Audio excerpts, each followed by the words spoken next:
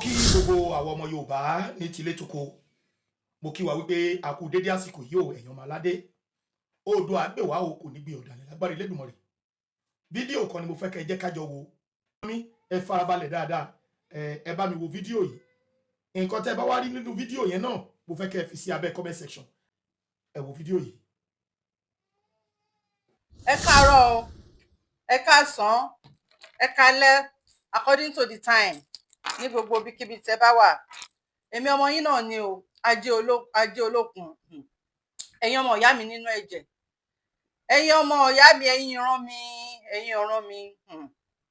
Rally wa tí ń bọ̀ gẹ́gẹ́ bẹ́ ṣe mọ̀ wípé àwọn bàbá wa Professor Banji Akintoye, bàbá dáadáa, bàbá tó dúró fún àwọn ọmọ Yorùbá nígbà ìṣòro. Wọ́n ní Yorùbá ní ìgbà pọ́njú là mọ̀ rẹ̀.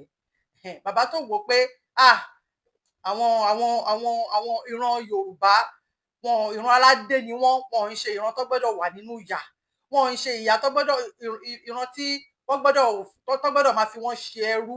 Ìran ọmọ aládé ni wọ́n.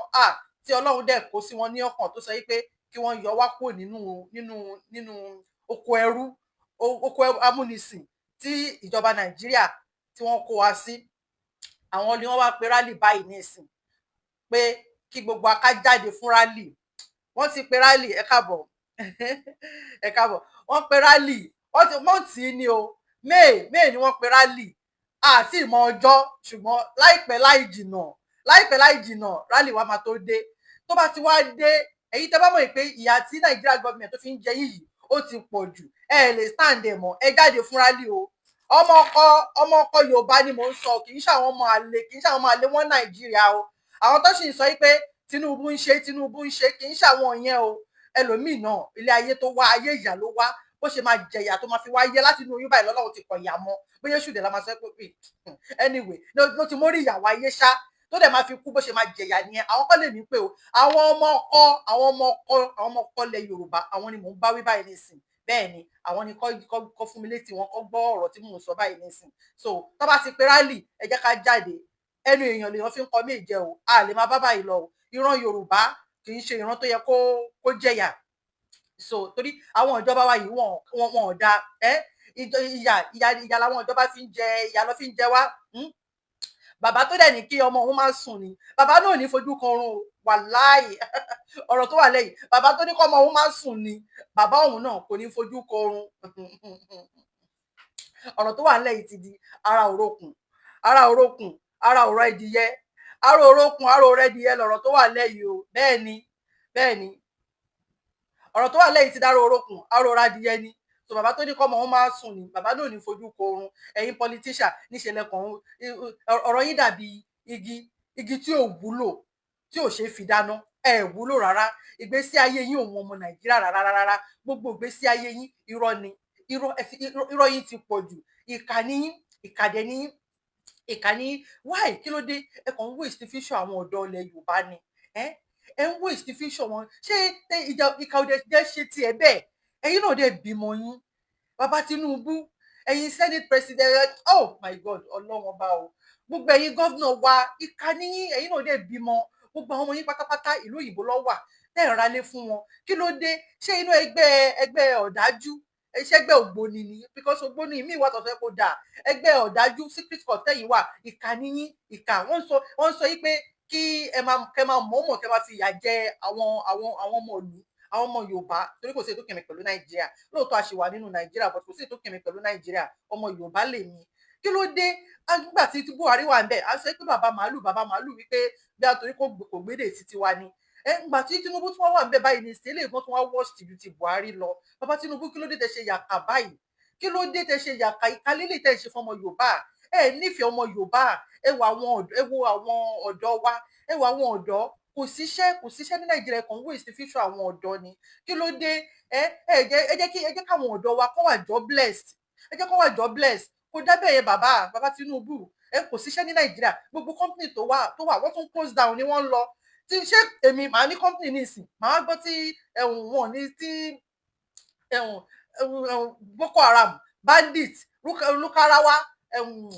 Lukarawa, Boko Haram. àti Mabuda wọn tuntun tó ṣe wà bẹ́ẹ̀ nísìn Mabuda gbogbo wọn máa gbọ́ tó ń disturb wọn nílùú kan èmi á sọ pé mo fẹ́ lọ dá company síbẹ̀ kò síná kò sómi kò sí infrastructure kò sí nǹkan kan nínú ìlú ẹ jẹ́ mú àwọn ọmọ títí bàbá Tinubu ṣe bí lẹ́nu ọjọ́ mẹ́ta hospital ò dá lẹ́nu ọjọ́ mẹ́ta yìí bàbá Tinubu lára yín ò yá lẹ́gba France lọ nígbà tẹ́ tún lè ṣe báwo lẹ ṣe máa rọ hospital gidi tó máa tọ́jú yín ní Nàìjíríà ìka ní bàbá Tinubu o bàbá làkà ní o ẹ̀yẹ́ máa wò ní ìsìn ha ẹ̀yin ọmọ Nàìjíríà ẹ wò tó bá ti pe rálì ẹjọ́ torí Ọlọ́run ẹ̀yin ọmọ ọkọ ilẹ̀ Yorùbá ẹ jáde ni ẹ wò hospital mi government hospital especially Lutu lẹ́gbẹ̀ẹ́ wa bẹ́ẹ̀ lẹ́gbẹ̀ẹ́ lé omi bẹ́ẹ̀ Lutu kò sí náà ní Lutu wọn ò níná ní Lutu wọ́n dẹ̀ sẹ́ pé UCH náà kò ń síná kọ́ máa múná hospital lọ ó dídí hospital kọ́ máa múná ọbẹ̀ lọ ṣé mo yín sí Nigeria government sẹ́kọ̀ọ́ fẹ́ fi ṣe solar sàbújá báyìí nísìn 10 million ní Nigeria government sẹ́kọ̀ọ́ fẹ́ fi ṣe solar sàbújá 10 million yẹn tó bá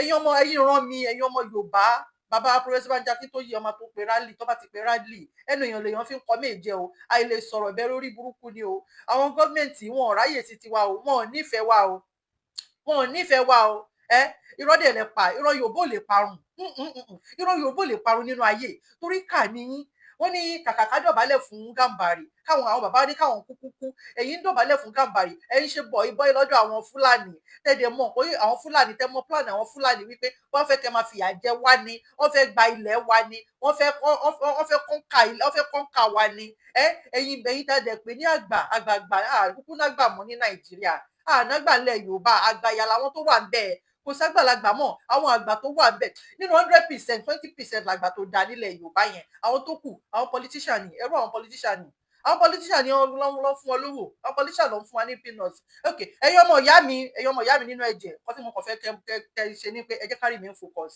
ẹ jọ̀ọ́ ẹ jẹ́ ká remain focus ẹ má jẹ́ ká wà distracted rárá ẹ ká remain focus ẹ má jẹ́ àwọ̀tún ẹ má jẹ́ àwòsì ọ̀kan tá à ń lọ yẹn báyìí rally wa ta fẹ́ tẹ́ pé ìyẹn òun la máa fi gbára wa sílẹ̀ o gbogbo àgbáyé ló ti ṣe rálì báyìí nìsín bẹ́ẹ̀ ni àwọn kan tó sọ pé ṣé rálì ló kàn nínú rálì ló fẹ́ ṣe kí ló fẹ́ fi rálì ṣe àwọn ọmọ Nàìjíríà ní Tinubu ló rán wọn jáde Nàìjíríà gọọmẹ̀ntì tó rán wọn jáde bàbá Tinubu ò ń sí níbi nǹkan tó dáa ibi màdàrú ni bàbá Tinubu ń wà tí bàbá Tinubu bá rẹ́gbẹ́ tó dáa bàbá Tinubu rẹ́jì láti dàrú ni owó burúkú owó tó wà lọ́wọ́ ẹ̀ yẹn ó máa fẹ́ fi fọ́ ẹgbẹ́ ó máa fi fọ́ gbogbo ẹ̀yàn amáyàmá ni bàbá Tinubu ló rán wọn jáde nínú gúrùpù náà ní ìṣẹ́bára wọn kan ló máa ṣe pé kíníkan ṣẹ́rálì wọ́n fẹ́ ká wà distracted ni bàbá ńlá rọ́ ni ẹ jẹ́ ká remain focus lórí burúkú ni wọ́n bàbá Tinubu àárín àwọn PDP ní àmọ̀ pé kankan náà ní gbogbo wọn kò sí ètò gbádùn nínú gbogbo wọn ti ń di camp ṣé ọdún wo la fẹ́ ṣe ògbélé ìdá ṣé láìfù nìyẹn ṣá tàbá ní PDP ò dá lé ní o APC àdúhùn dá tàbá ní APC ò dá lé ní LMP àní kinní kan UUU àní kinní kan UPP àní kinní kan irọ́ ni gbogbo wọn pa olórí burúkú ni gbogbo wọn ìkà ni wọn kò sí èyí tó níláárí nínú gbogbo wọn bákan náà ní gbogbo wọn bẹ́ẹ̀ ni bákan náà ní gbogbo ẹ jẹ́ ká fi gbogbo wọn sílẹ̀ ẹ jẹ́ ká fi wọn sílẹ̀ bẹ́ẹ̀ ni a kì í bá ní tán ká fani nítan ya bẹ́ẹ̀ ni àwa àti àwa Yíbò à ń ṣe ìkan náà àwa àtàwa Fúlàní àtàwùsá à ń ṣe ìkan náà bẹ́ẹ̀ ni àtọwọ́dá ló fi so wá pọ̀ Ọlọ́run dẹ̀ ti Ọlọ́run tó dá wa Ọlọ́run mọ ọkàn tó wá dá ni Ọlọ́run mọ nǹkan tó ń ṣe Ọlọ́run ti fomi là wá láàrin à ń ṣe ìkan náà bẹ́ẹ̀ ni àwọn politician yìí wọn ò nífẹ̀ẹ́ wa rárá àìṣẹ̀ṣẹ̀ máa sọ bẹ́ẹ̀ ni ẹ wò kẹ máa wò ó ní tí alábàgbé ní sánlẹ̀ kékeré àti máa gún rí ẹni bàbá Tinubu àkókò dìbò fún wọn náà wọ́n rí ìgé ẹni ọgbọ̀ngbọ́n lọ́ fi president by force ní kò lọ́ máa kí rẹ́gísítà ni ọmọ wọn Ṣèyí Tinubu ìyẹn náà tó fẹ́ di gọ́vnà Lagos State ọmọ kan tó ṣojú yoboro bí ẹ̀pà ọlọ́mọ kan yẹn ọmọ kan tó jẹ́ ẹ̀dá bí ẹ̀mí ègbodò yẹn lẹ́yìn ijó ẹ̀dá bí èyí tó olóyún oṣù mẹ́ta tó yún oṣù mẹ́ta ẹ̀ṣẹ̀ dúró sí lára ni tí ẹni tí oyún oṣù mẹ́ta tó ẹ̀ṣẹ̀ dúró sí lára yẹn tójú ẹ̀rí yoboro bí ẹ̀pà ọlọ́mọ kan yẹn ọmọ kan tó rí ẹ̀dá bí báwo ló ṣe máa ń sọ̀rọ̀ yìí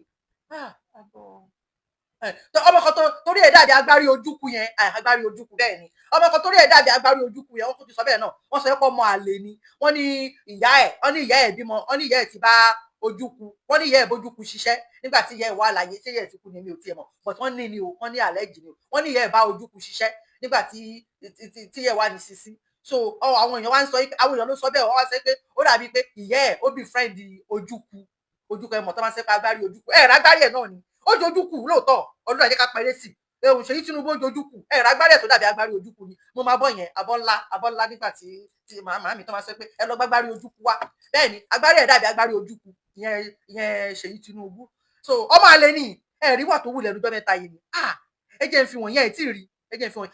Gbogbo ayé ẹgbà wá o ẹgbà wá lọ́wọ́ Ṣèyí Tinubu o like father like son ni o like father like son ni Ṣèyí Tinubu o Ṣèyí Tinubu ti fẹ́ pa gbogbo ọ̀dọ́ ilẹ̀ Yorùbá tán o ọmọ àlè ni Ṣèyí Tinubu o Ṣèyí Tinubu màá fi fídíò ẹ̀wọ̀n yìí nísìnyí o president àwọn nọ́ọ̀sì Ṣèyí Tinubu sọ ó pé ó ní kó wá ó ní òun fẹ́ fún ní 100 million ìyẹn sí pé kó lè sọ fún gbogbo àgbáyé pé bàbá òun ń ṣe dáadáa ọmọ burúkú ọmọ àlè yẹn like father like son o ìwọ ilé ìtumọ̀ ju ti bàbá ẹ̀ lọ o ọmọ ìyẹn ó lè sẹ́kùn fẹ́ di gọ́vnà ẹ̀yin negotiate ẹ má gbà kí Ṣèyí Tinubu di gọ́vnà ọmọ àlè ni o ìwọ ilé ìju ti bàbá ẹ̀ lọ o wọ́n ní green snake under the green grass ni o ọmọ àlè ní Ṣèyí Tinubu o Ṣèyí Tinubu ti fẹ́ pa gbogbo àwọn ọ̀dọ́ ilẹ̀ Yorùbá tó o ẹ gbà wọ́n lọ́wọ́ Ṣèyí Tinubu o Ṣèyí Tinubu ti lu president náà sí ó ti lù ú pa o ẹ jẹ́ kí n fi fídíò ẹ̀ wọ̀nyí ọmọ kan tójú ẹ̀ tutù bí kíní olóyìnbó sọ pé gentility without ability is equal to stupidity ọmọ yẹn stupid gan ni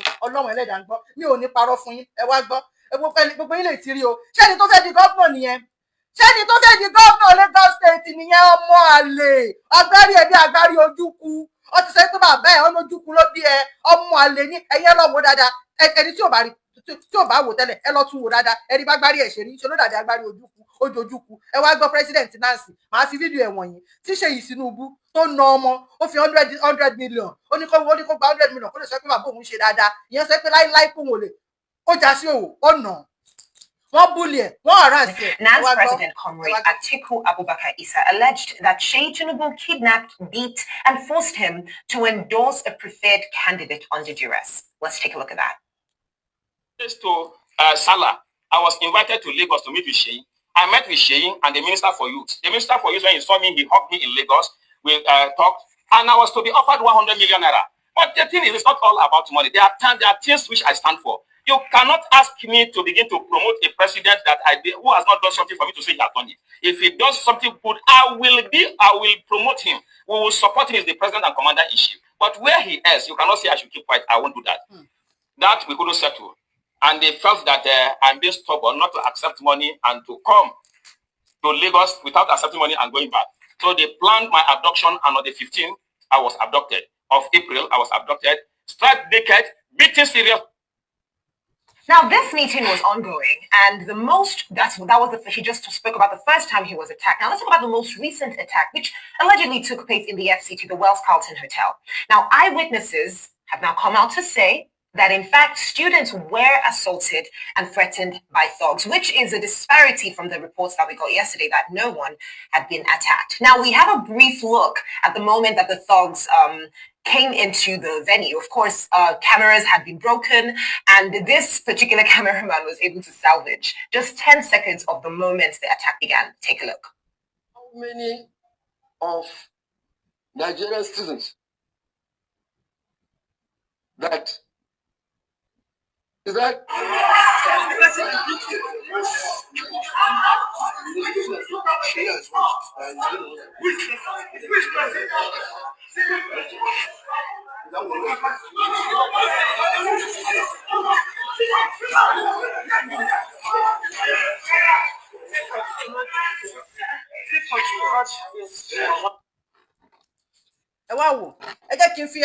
The former Senate president of NANS has now released another statement restating their point that, in fact, the NANS president was attacked by Ṣèyí Tinubu's thugs, in quote. Let's take a look at the statement that he exclusively released to Arise News. The president's son debunked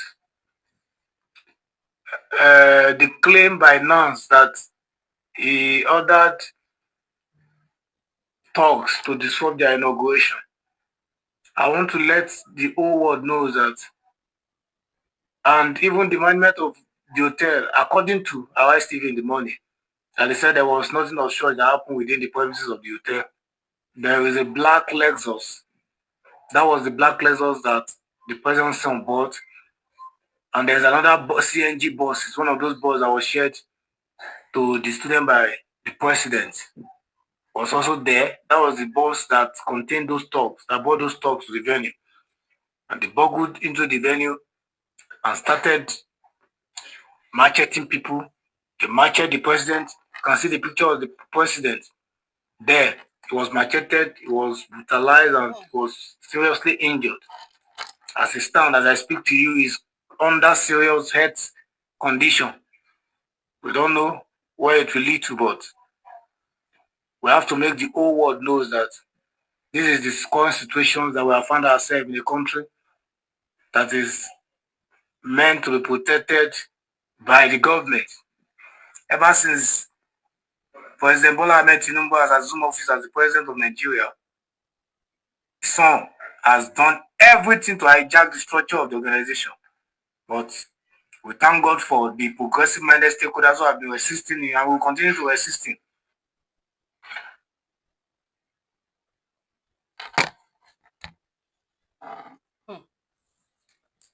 ṣé gbọ́ ṣé bí wọ́n sọ yìí pé àgbà kì í wà lọ́jà kórí ọmọ tuntun kó wọ́ ni àbí ṣé àní àgbààgbà nílẹ̀ Yorùbá mọ́ ni wọ́n lè dá sí gbogbo nǹkan tó wà lẹ́yìn àbí nance president ṣé kì í ṣọmọ Yorùbá ni ṣọmọ Yíbò ni ṣọmọ Haúsá ni even tó bá tiẹ̀ jọmọ Yíbò tó jọmọ Haúsá ṣé bọ́n àgbà kì í wà lọ́jà kórí ọmọ tuntun wọ́ ni ṣé torí pé ṣèyí Tinubu ṣojọmọ president nígbà tó jẹ́ pé kò ságbàgbà láàánú àgbààgbà náà àwọn politician àwọn àgbààgbà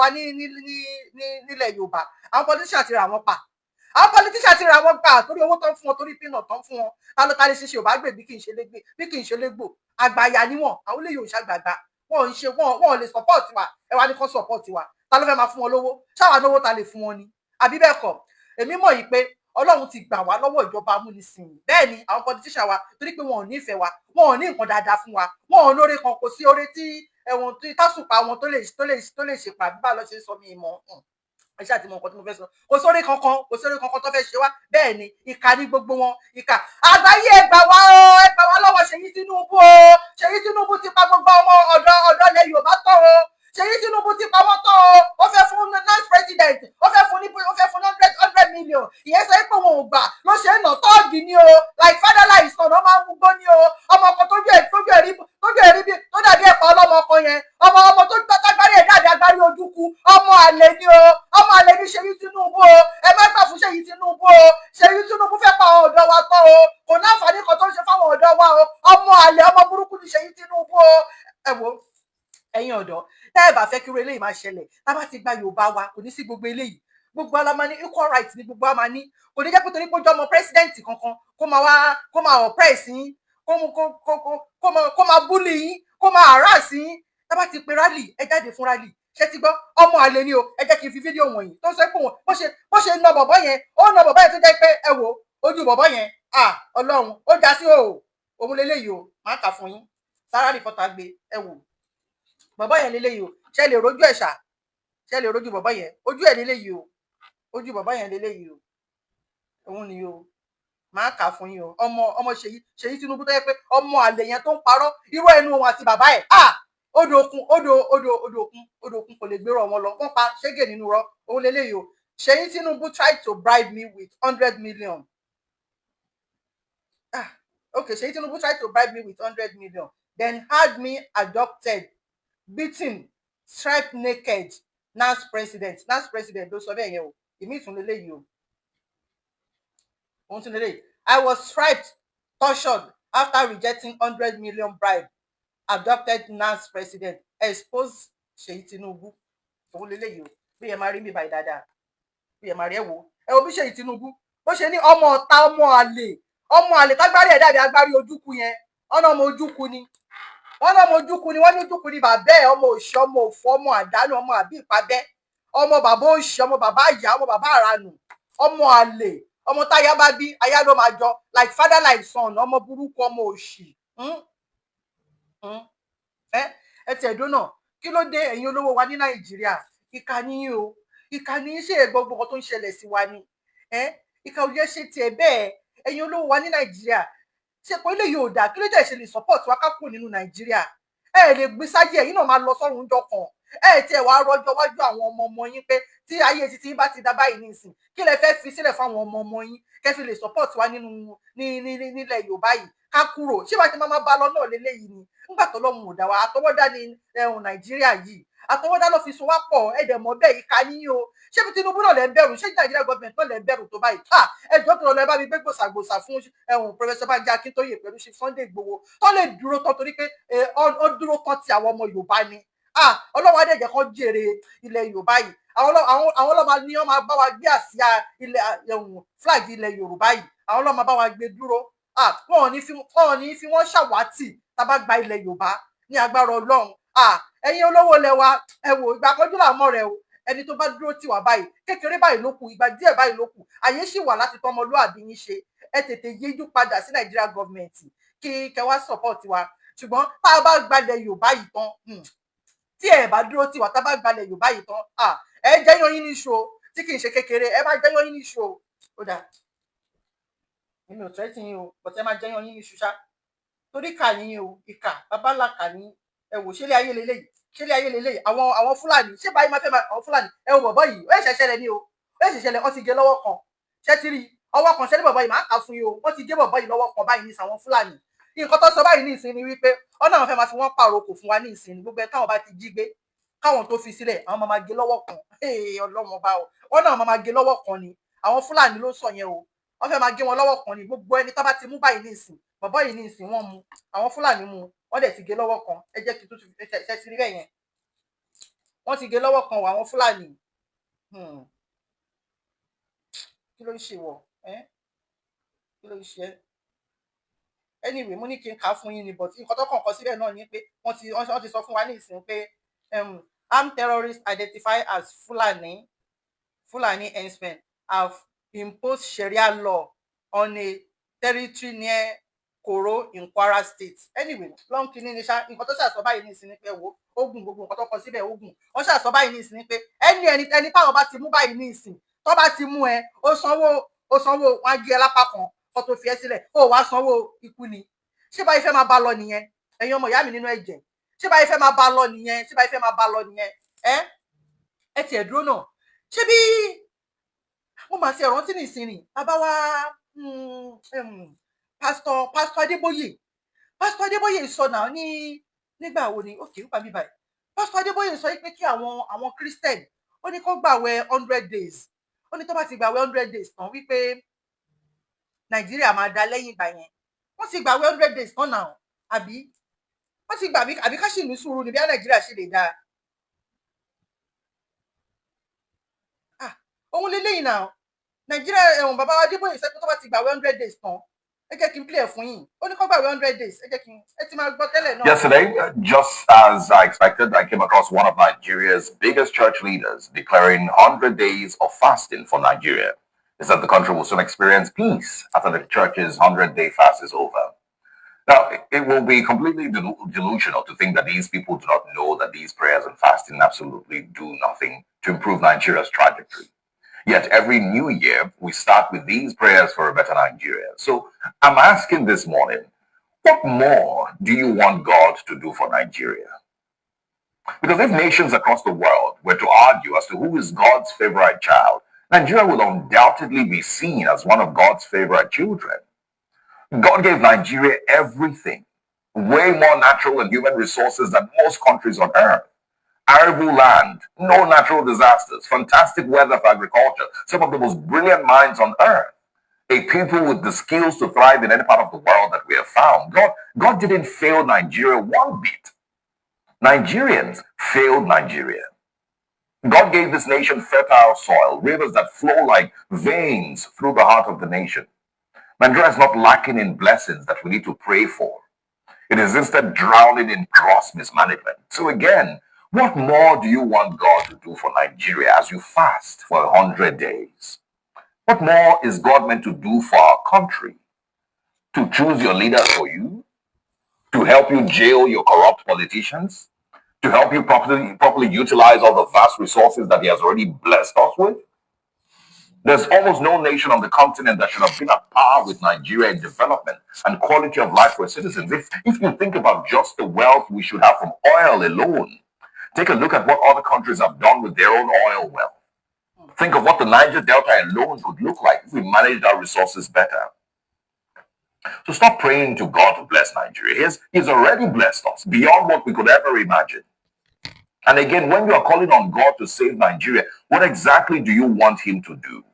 God is not going to run your elections for you. He's not going to run your justice system for you. He will not create a better constitution for Nigeria. All of those things were left for you to handle as Nigerians, the best that you could. But instead, we've allowed the worst to rule over us. We've placed tribe and religion over prosperity as a nation. We've allowed the destruction of our institutions by our fellow citizens. God didn't abandon Nigeria. Nigerians instead have laid our bed this way, and so we must lie on it. Your National Assembly members are singing on your mandate, we shall stand. One state governor cannot read his own budget figures. One state governor paid his children's school fees till graduation and is currently being welcomed home like a hero. Where do you want God to step in here? If your governor can't read his own budget figures, what do you want God to do in a situation like that? Again, we have laid our bed. Let us lie on it. Good morning, Nigerians. Pastor Adeboye nìyẹn o, òun lè wọ́n sọ pé RCCG Fast 2025 for Nigeria turn around. Pastor Adeboye made the declaration on Sunday in a video shared on his official Facebook account, where he expressed confidence that Nigeria will soon experience peace.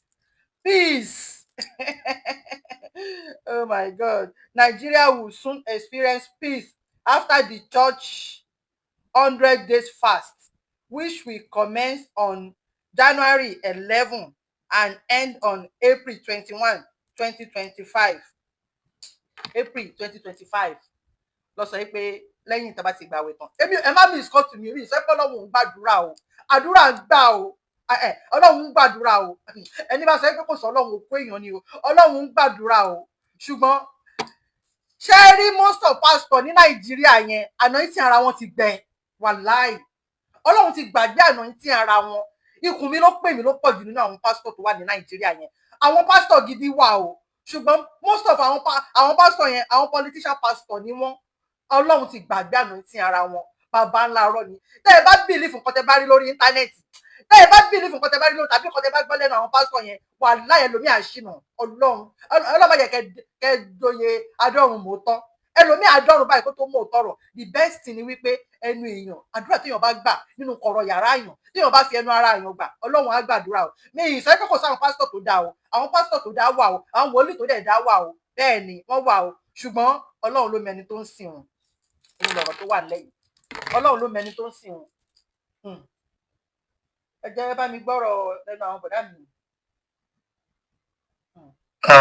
Ìfẹ́ lójú ìpapọ̀ ọmọ Yorùbá ẹ káàárọ̀ ẹ káàsán níbi tẹ́ bá ti ń gbọ́ mi ẹ jọ̀ọ́ mo tún ní kí n ṣe ọ́díò náà ni so that ká lè máa encourage ara wa and to be able to open the eyes of our people to some of the things that they don't know ká dẹ̀ lè máa prepare ara wa for our freedom that is so near. And I want to appreciate our leader, Professor Banji Akintoye, Chief Sunday Igboho, and every other people that are working, with them. So, I just can't person agbami ọ̀rọ̀ tí a fẹ́ discuss. Now, nǹkan méjì ni mo fẹ́ discuss lẹ́nìí. Number one, tí mo fẹ́ discuss ni pé lórí under topic tó jẹ́ avoid and desist from every form of distraction. Gbogbo àwọn nǹkan tó lè jẹ́ distraction ká gbàgbé pa ẹ̀. Ìkejì tí mo fẹ́ discuss tó wà pàtàkì tó dẹ̀ wà vital ni nǹkan tí mo pè ní who is Tinubu. Náà ẹ jẹ́ kí n bẹ̀rẹ̀ lórí first one. Tẹ́ bá rí sí yìí ṣé nípa tí ń prepare fún rally tí wọ́n ti sọ pé inú oṣù karùn-ún May yìí tá a wà yìí nínú oṣù yìí la máa ṣe rally. Ẹ̀rí pọ́n tó ti gbé oríṣiríṣi distraction káàkiri. Ìkíní ẹ rí ọ̀rọ̀ ìjà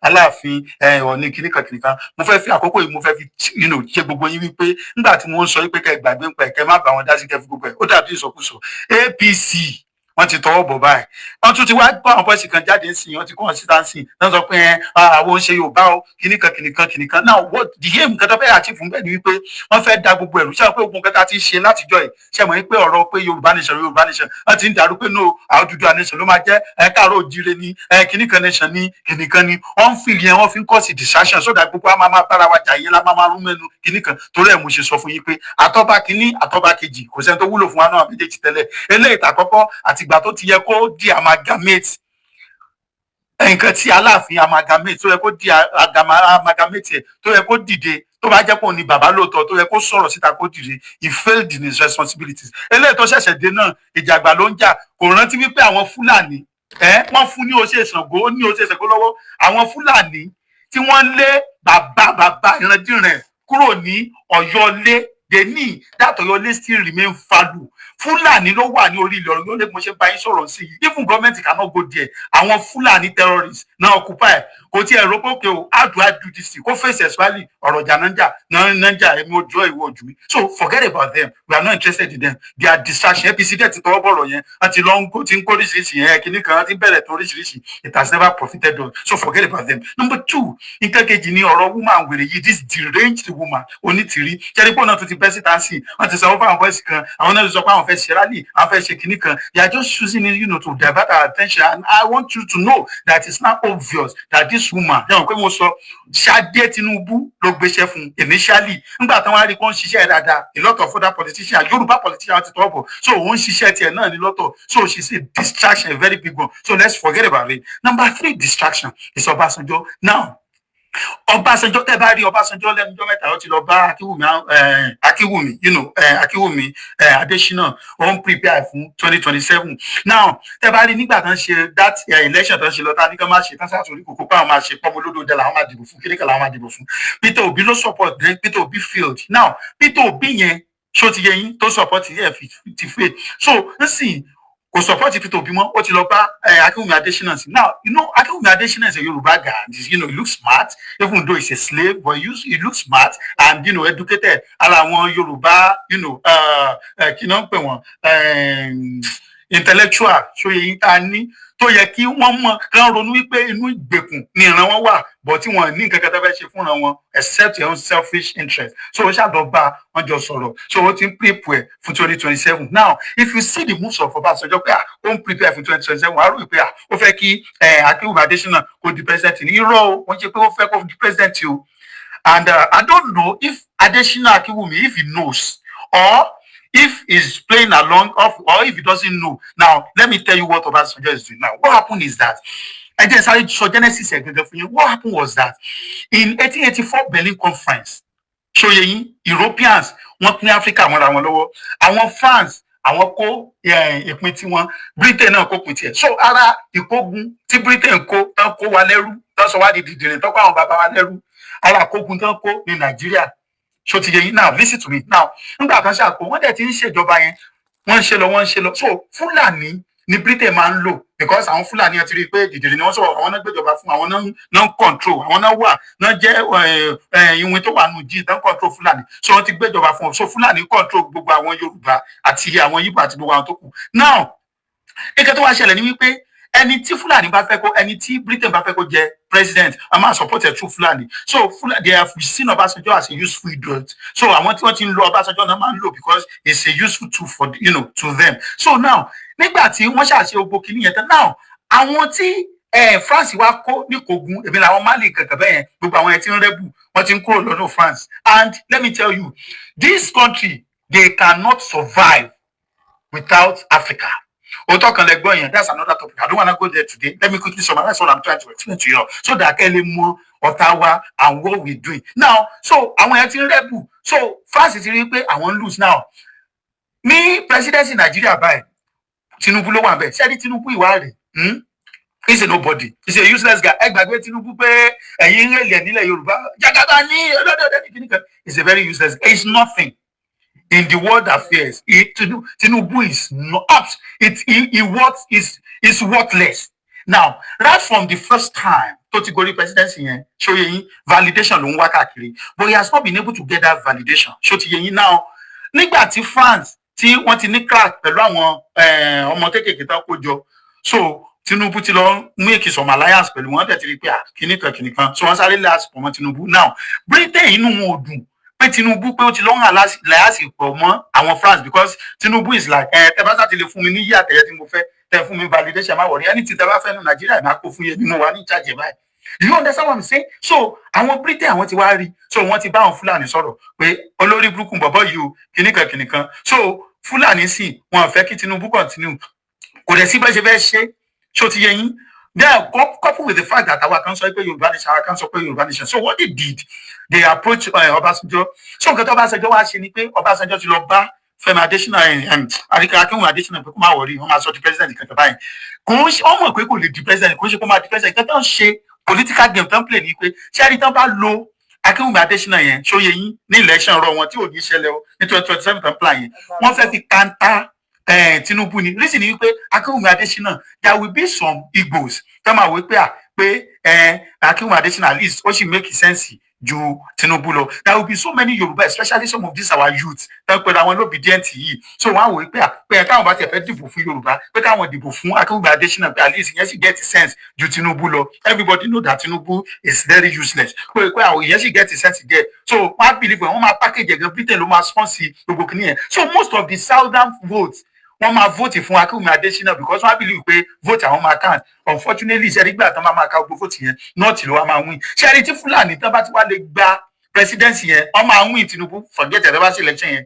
So tán bá ti wá lè gba presidency yẹn, then Yorùbá is finished. wọ́n máa lock ìwà yìí ni we are what? We are finished.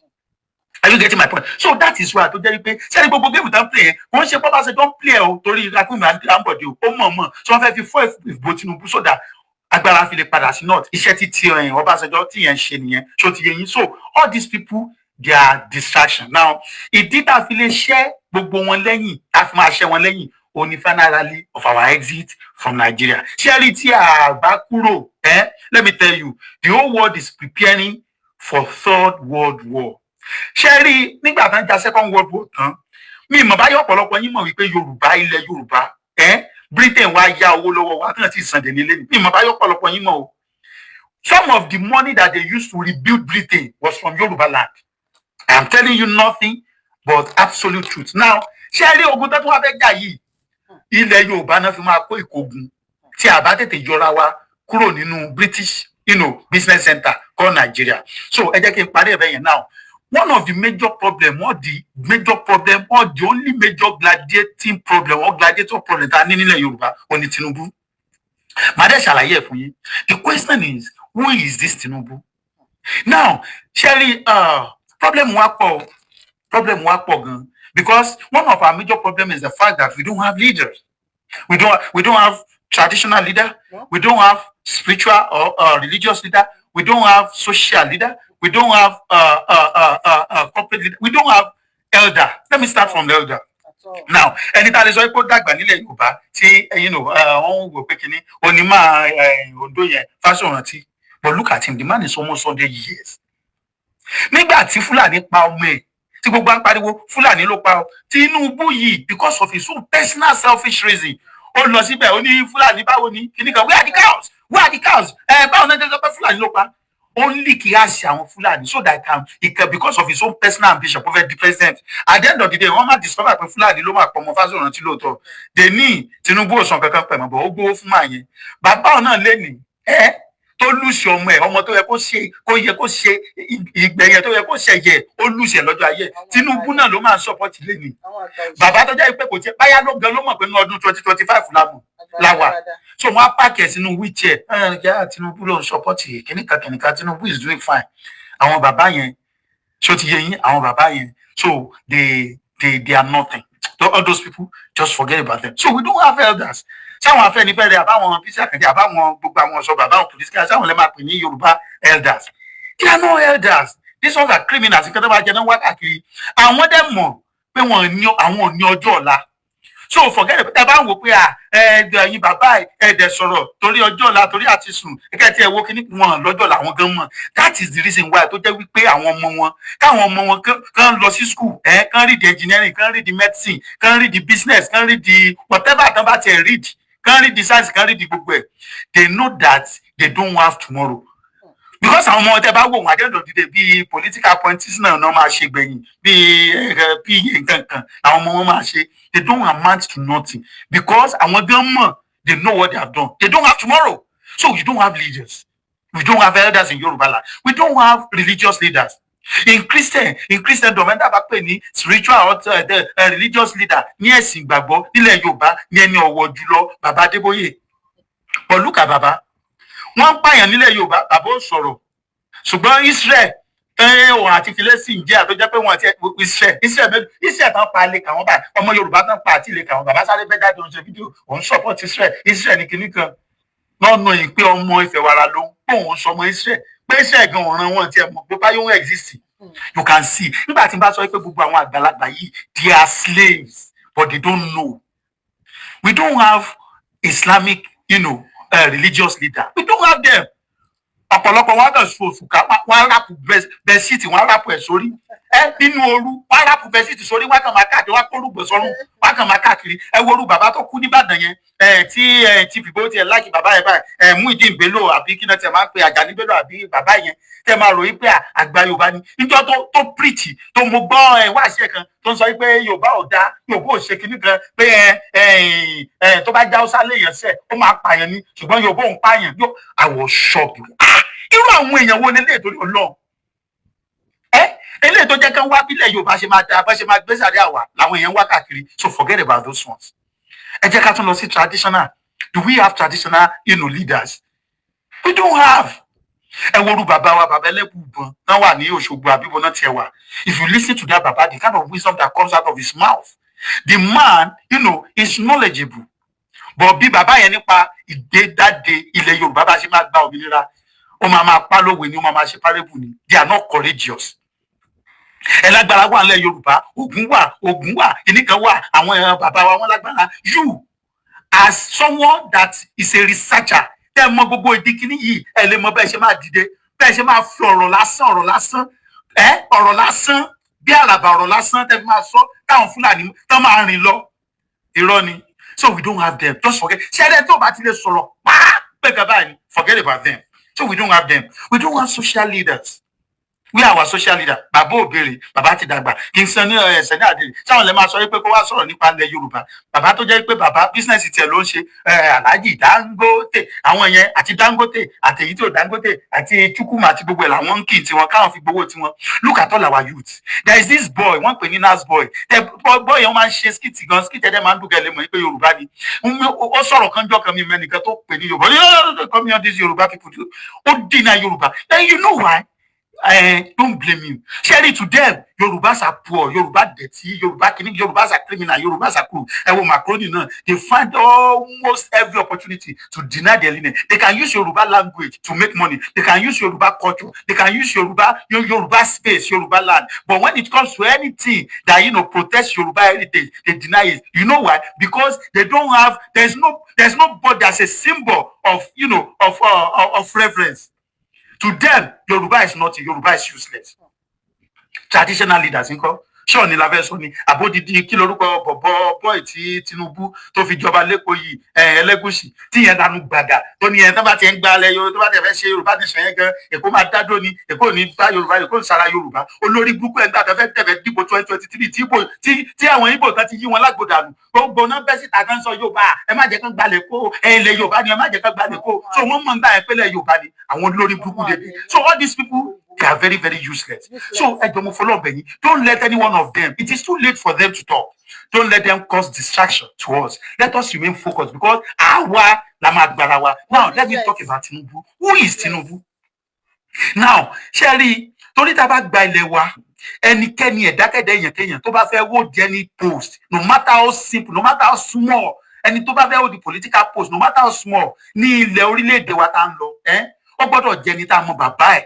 Tá mọ̀ ìyá ẹ̀ tó tá mọ̀ bàbá ẹ̀ tá mọ̀ ìyá ẹ̀ tá mọ̀ ìdílé ẹ̀ amagbolé tó ti jáde wá tá mọ̀ ẹni tó sún jáde tá mọ̀ omi tó mu tá mọ̀ ibi tó ti wá. He must be such a person. And that is the problem tá ní nílẹ̀ Yorùbá sí. The question is, who is this Tinubu? Let me give you another example. When I wanted to get married, because I'm from a broken home, but I'm not a bad guy.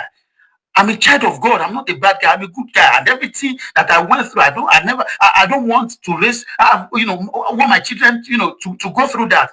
I'm a good guy. But do you know what? My parents-in-law, they were concerned. One for me there, one for one vet me to the last. In every area, one vet me, but boy, because they were so scared.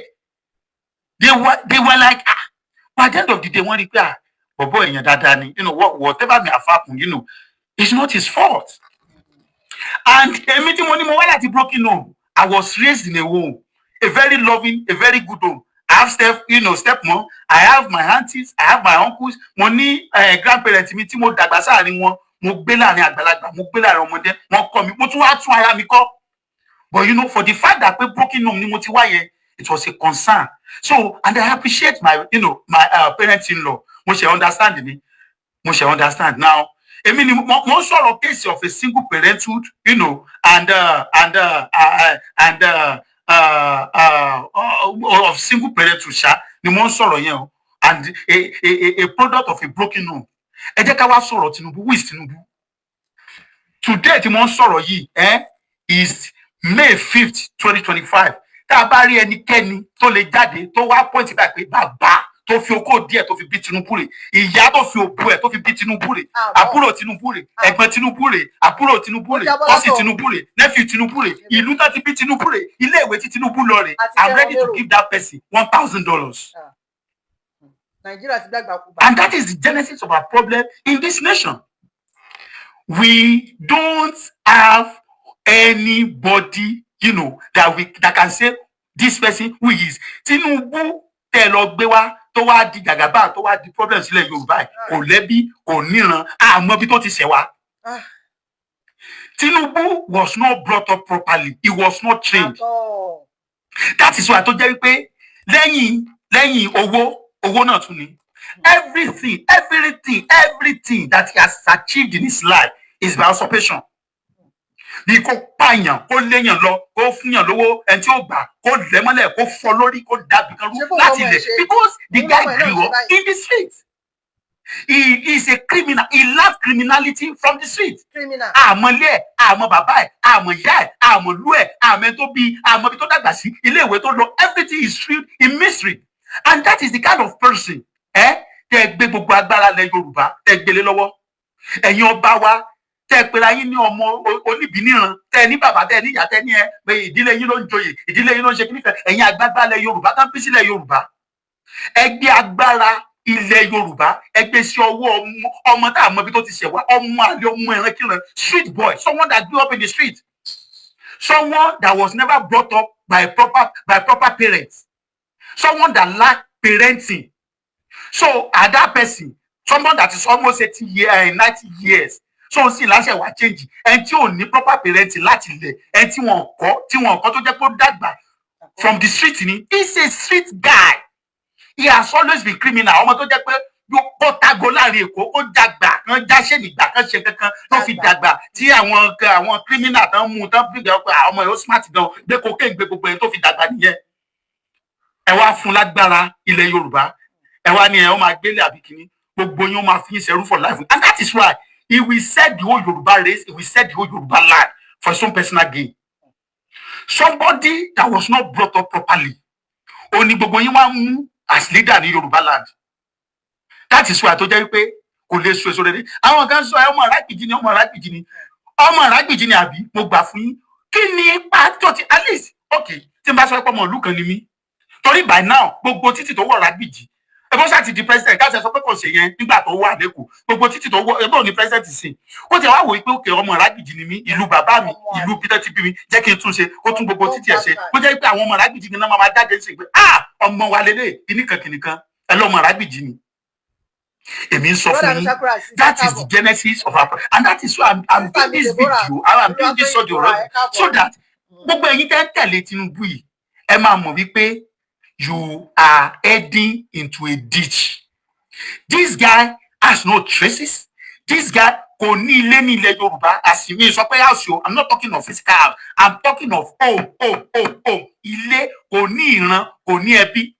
Ṣé tẹ́ bá mú mi sìn, tẹ́ bá mú mi sìn, bàbá mi máa fi hàn yín, ìyá mi máa fi hàn yín, mo mọ̀lú bàbá mi, mo mọ̀lú ìyá mi. Ṣé rí ìdílé ilé mi, agboolé mi, I left my agboolé mi, mo ti débẹ̀ last year, maybe like 40 or 30 years ago, 30 years ago. Mo ti dé agboolé mi gangan, ní ìlú Ilé Ifẹ̀, mo ti dé agboolé mi sí bí 30 years ago ni. But you know what? Tí n bá múra sí tí mo lọ sínú agboolé mi, bàbá mi ò nídìí láti tẹ̀lé mi lọ, ṣóyé yín. Tí n bá lọ sínú agboolé mi, tí mo rí àgbàlagbà kan nínú agboolé mi, ṣóyé yín, tí mo ń bá wọn sọ̀rọ̀, tán ní mo bí agboolé ni mo ti wọ́n tán ní báwọn tiẹ̀. Nígbà tí bá sọ̀rọ̀, tí bá dárúkọ ilé, wọ́n á mọ̀ mí pé ìwọ rè wọ́n lè tó wọ́n lè má dojú mi mọ̀mọ́ ṣó yẹ yín wọ́n lè má dà fọ́ọ̀sì mọ̀mọ́ but tí n bá sọ̀rọ̀ wọn á mọ̀ mi because mo lókun dì wọ́n máa mọ̀ pé ẹ̀ ń báyìí ni ẹ̀ ń báyìí ló bí mo ní cousin mo ní nephew mo ní aunty mo ní brother mo ní uncle mo ní sister mo ní mo ní gbogbo wọn káàkiri mo lẹ́bí mo lára mo ní iye kan mo ní bàtàn mo lọ́rẹ̀ẹ́ àwọn tá a jọ lọ primary school wà àwọn tá a jọ lọ secondary school wà àwọn tá a jọ lọ sí university wà mo mọ everybody amúra wa Tinubu látijọ́ tẹ̀ tí ń tẹ̀lé ta ló lè sọ fún pé àbúrò Tinubu rè ẹ̀gbọ́n rẹ̀ rè ìyá rẹ̀ rè bàbá rẹ̀ rè ilé tó ti jáde rè agboolé wọn rè everything is student in mystery ilé ìwé tó lọ rè àwọn tó jọ lọ ilé ìwé rè irọ́ how can you build the integrity of your leader of your supposed leader of a race so big so wonderful so great a race like Yorùbá race and build it on lies no integrity no value how can you build gbogbo ẹ̀dẹ̀gbẹ́ gbogbo agbára lẹ Yorùbá ẹgbẹ́ sọ́wọ́ Tinubu ṣé ìrẹ́ tó yẹ ká máa tẹ̀lé nìyẹn if you see nǹkan tí Tinubu tó jára mọ́ dáadáa máa rí pé agbèròism ni ó dágbèrò sílẹ̀ ibi tó sọ because nǹkan tó mọ̀ nìyẹn nǹkan tó dàgbà sí láti ilẹ̀ nìyẹn he has always been a street boy right from kékeré he has always been a street boy everything that he acquired in his life he acquired it by himself kò lẹ́bí kò lára kò níye kan kò ní bàtàn kò lẹ́ni tó lè bá sọ̀rọ̀ tó lè gbọ́ kò dàgbà sọ́wọ́ ẹnì kankan ó train ara ẹ̀ dàgbà ni such a person should not be in a position of leadership. Ẹni tí ò lè tó lè tí ò ní ilé. You see, I went to a seminar, when we talk about leadership. I've attended so many trainings because if you want to give me a project to undo as an individual, just look at me. Am I married? Do I have a wife? Do I have children? Do I have people that I've trained? Ṣé mo láwọn tó jẹ́ pé ó lè sọ pé ẹni báyìí ẹ̀ntàrí àṣírò model ṣé mo ní ẹbí ṣé mo lè kó ẹbí jọ ṣé mo lẹ́ tó ń gbọ́ràn sí mi ṣé mo lè kó ẹbí jọ ṣé mo lé ẹni tó jẹ́ pé tí nǹkan kan bá ṣẹlẹ̀ wọ́n lè pè pé lágbájá ẹgbẹ́ ní báyìí sọ̀rọ̀ tí máa gbọ́. For me tó kọ́ tó lè fún mi responsibility ọmọ àgbo pé èmi gan ṣé bí mi tó ṣé mo lè ní ilé ṣé mo lè tó ẹbí ṣé mo lè dẹ́bí tó. Somebody that cannot have control over one or two person ẹgbẹ́ gbogbo òlu ẹgbẹ́ lé lọ́wọ́. Somebody that doesn't have integrity, somebody that doesn't have background.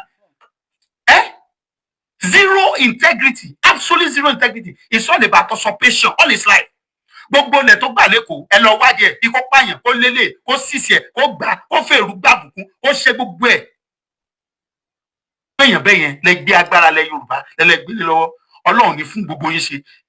Inú oṣù yìí gbogbo yín máa wọgbó dànù. Adẹ́jẹ́ kí n sọ kíní kan fún yín gbogbo ẹ̀yin tẹ́ ń ṣiṣẹ́ pẹ̀lú lóṣèlú àtẹ̀yìn tí Tinubu tó ti fún lówó tó ti kórè yín sínú ọ̀sà tán kórè yín sínú òkun tẹ́ fẹ́ da gbogbo ìrìn àjò tá ń lo ẹrú. Ìgbérara lára ń ké wọlé ìgbérara gbogbo ẹnikẹ́ni tó bá láàní ṣe àṣeyọrí ní ìtẹ̀gùn tá tẹ̀ yìí ó jẹ́ dúpẹ́ onítìrí ni o ó jọba ni o ó jẹ́ ìgbérara lára ń ké wọlé ìgbérara. So, I just want to encourage every one of us. You don't have any leader. You have yourself. And let me tell all of you, if we don't fight this fight, can't achieve MY, can't be sovereignty. I will just tell you one or two dangers. Number one, Yorùbá, we will be slave for life. Share our mama tombo. I want a week ago. I want you to tell me. By that time, Fulani had to back control of even our political class in Yorùbá land. Wọ́n ti gba control everything. Ṣé rí pọ́n sponsor gbogbo àwọn olúwo gbogbo àwọn náà dáadáa wọn ká máa sọ pé Ògùn ọ̀dà ẹlẹ́bọ ní Yorùbá kìnìkan. Ṣé máa ṣe ọ́díò kan nípa Ògùn ní ilẹ̀ Yorùbá agbára tí Ọlọ́run fún Yorùbá máa ṣe ọ́díò yẹn after ilé. I just want you to know wípé the only way tá a fi lè gbára wa tá a fi ní di ẹrú àgbáyé because àwa ilẹ̀ Yorùbá náà fi máa kó ogun third world war tán fẹ́ jà yìí o tí a bá gbára wa we will be slave forever. Ní new homeland wọ́n máa lé wa níta ṣe ní bí Trump ṣe ń ṣe wọ́n máa lé wa kó níta inú ilé àtúníráyè nínú ilé ṣó ti yé yín wọ́n máa lé wa níta àtúníráyè nínú ilé ṣé bá ti fẹ́ lé gbogbo Yorùbá kò tán lẹ́kọ̀ọ́ báyìí ẹ má wọrí wọ́n ì máa lé yín kó Ìbàdàn máa lé yín kó l'Abẹ́òkúta wọ́n lé yín kó l'Ákúrẹ́ kò dẹ̀ síbi tẹ́ ń sá lọ ẹ má ròyìn pé máa lọ sínú oko àbábá yìí o Fúlàní ti wà bí àwọn yẹn ti gbàbẹ̀ they will finish us completely we are already being finished completely but we are not completely finished until we give up adara fún wa Yorùbá nation no going back. ẹ̀yin politician wa nílẹ̀ Yorùbá ní Nàìjíríà general kókókó là ń rán fàdí tí tó bá dojú ṣuṣu fùrà là ẹ̀yin politician ọmọ Yorùbá fẹ́ jáde fúrálì ní méyì ni ní agbára Ọlọ́run ní méyì ni ọmọ Yorùbá fẹ́ jáde fún ìsọjí àgbàyanu ìsọjí ìtàláwà ọmọ Yorùbá fẹ́ jáde airport dẹ̀ máa close down ni kò ní ṣiṣẹ́ airport ò ní ṣiṣẹ́ seaport ò ní ṣiṣẹ́ everywhere máa shut down ni southwest máa paralyze ni ẹ̀yin ìjọba ẹ̀yin politician ní Nàìjíríà ẹ má dá wa dúró ẹ má dá ọmọ Yorùbá dúró bẹ́ẹ̀ ni àwa ò ní ìbọn a ní ohun tó jù bọ́n lọ àwa ò ní ìbọn a ní ohun tó jù bọ́n lọ bí Nàìjíríà gọọmẹ̀ntì bá ya wèrè a máa já wọn lọ́rẹ́ àwa ò ní ìbọn a ní ohun tó jù bọ́n lọ a ní ìbọn o ṣùgbọ́n a ní ohun tó jù bọ́n lọ ọmọ Yorùbá ní eléyìí tó fẹ́ jáde o eléyìí ò ń ṣe àwọn ọmọ yẹn sàṣì o kò ń ṣe àwọn ọmọ yẹn bá gọọmẹ̀ntì o ọmọ Yorùbá kí ni mo wí ọmọ Yorùbá a ní ìbọn a ní ohun tó jù bọ́n lọ ẹ̀yin police tó fẹ́ rán wa ẹ̀yin DSS tó fẹ́ rán wa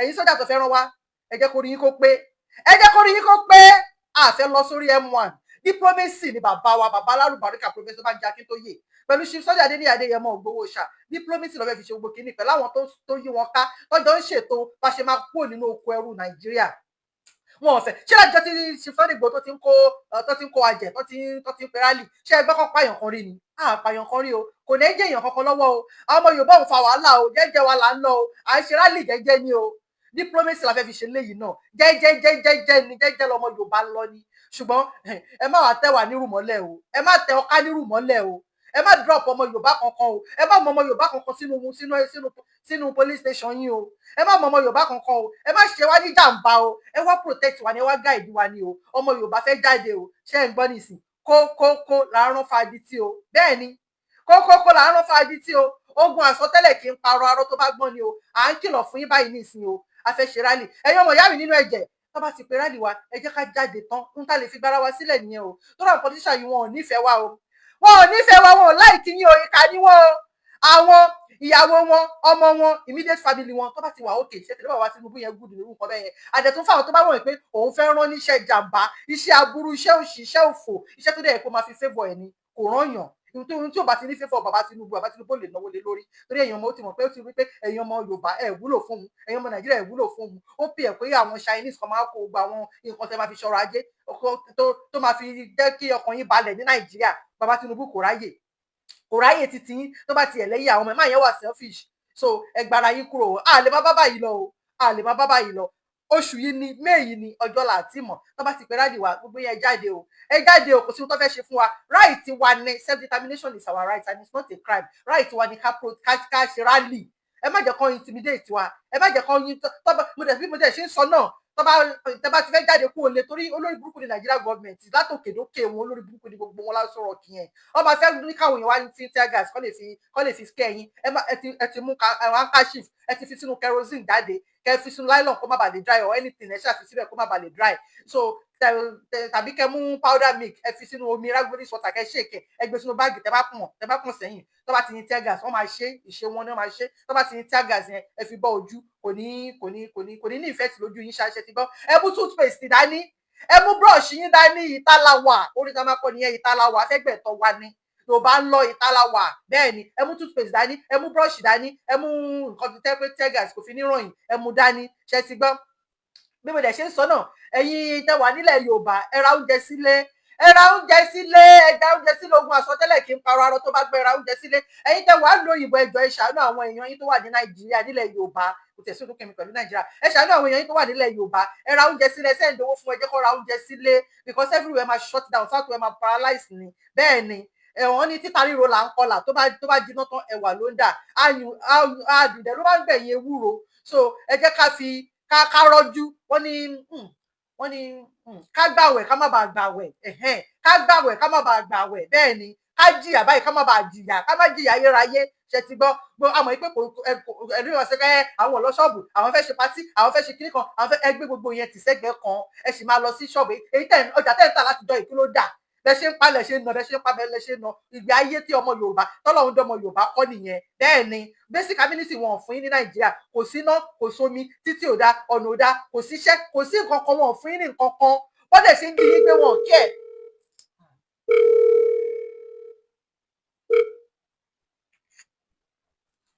hello hello hello ẹ ṣe gan ẹ fẹ́ bá a dá sétò ẹ ṣe gan ẹ ṣe adúpẹ́ ẹ ṣe gan ẹ ṣe àmì o àmì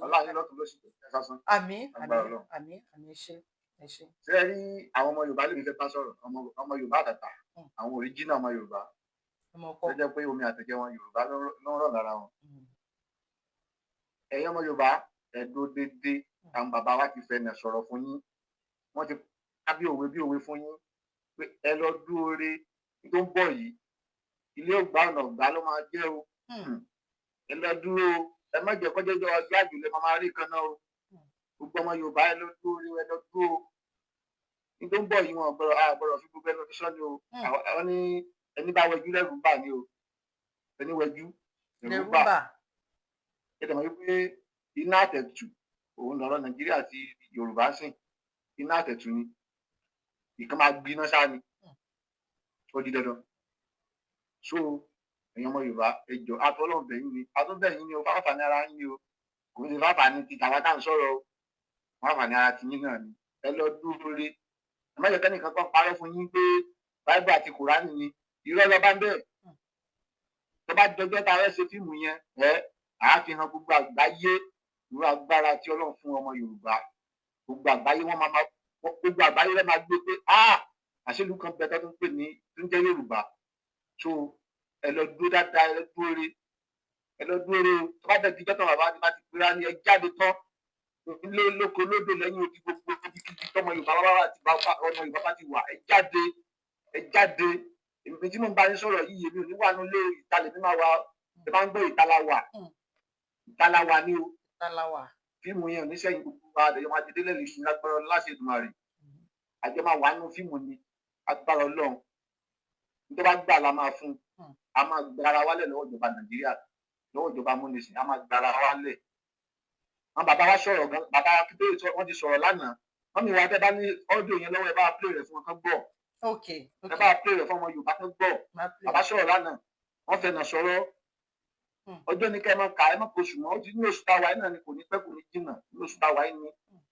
ẹgbẹ́ òdòdó announcement lẹ́nu gbọ́dọ̀ tó dé ẹjọ́ ẹ jáde ìwọ́n tó bá jáde náà tó bá wà nílé ikú tó bẹ́ẹ̀ pa máa pa ẹ̀ káfẹ́ wàá sọ pé ọmọ Yorùbá kankan ò ní kú lágbára Ọlọ́run gbogbo ọmọ tákàrà bá kó ọdún ìkó báyìí lọ́wọ́ kó jáde padà gbogbo àwọn tá a bá jáde la máa wọlé padà láyà ànífẹ̀jẹ̀ nìkan kan ṣe tuntun lẹ́yìn Yorùbá lẹ́yìn àwọn ọ̀dàlẹ̀ balẹ̀ kú ní balẹ̀ ti dalẹ̀ apálẹ̀ lọ ni ìwọ́n tó bá ti lọ́gbà fún bàbá Akíntóyè ọgbà fún olóyè Sunday Igboho ọgbà fún gbogbo àgbàgbà tó wà nínú Yorùbá nation tó ń wá kí ọmọ Yorùbá bọ́ lóko ẹrú tó ní kí ni wọ́n sọ irú yín ẹ̀yin lẹ máa bógun lọ lọ́jọ́ yẹn agbára ẹ máa bógun yẹn lọ ni torí pé kí ni ogun ti wọlé ogun ti dé ọ̀rẹ́ bí ó ti wà lẹ́yìn ìkúlé lẹ́yìn ó ti kànlẹ̀kùn ó ti fẹ́ wá sẹ́nu ọ̀nà lẹ́yìn láti kànlẹ̀kùn ogun ti wà lẹ́yìn ẹ̀yìn lẹ́yìn ó ti fẹ́ rẹ̀ kànlẹ̀kùn wájú lẹ́yìn gbogbo tẹ́ bá gbà lẹ́yìn náà kẹ́ dúró kẹ́ jáde tán kẹ́ dúró re ẹ dúró re